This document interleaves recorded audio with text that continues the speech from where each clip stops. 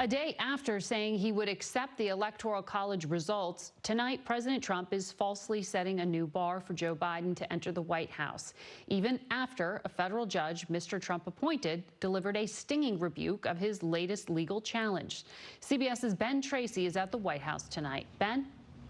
Margaret, with just 54 days left here at the White House, President Trump seems increasingly angry. Not only will he not admit that he lost, he's now demanding that President-elect Joe Biden prove that he won.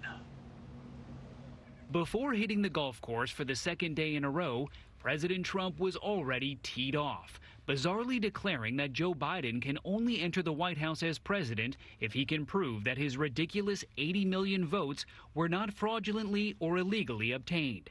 Twitter immediately flagged the tweet because there is no evidence of widespread fraud. I'm the president of the United States. Don't ever talk to the president that way.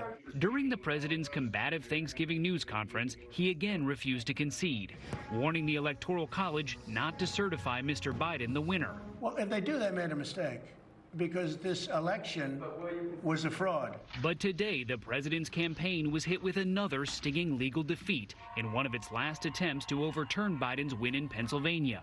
In a scathing ruling, a Trump-appointed federal judge says calling an election unfair does not make it so.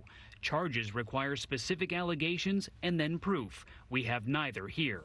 The campaign plans to appeal to the U.S. Supreme Court, even as the Trump administration's transition to President-elect Biden is well underway.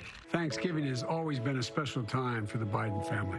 Mr. Biden, who is spending the holiday weekend at his Delaware beach house, is expected to receive his first presidential daily intelligence briefing Monday. Certainly I will. Certainly I will. And you know that.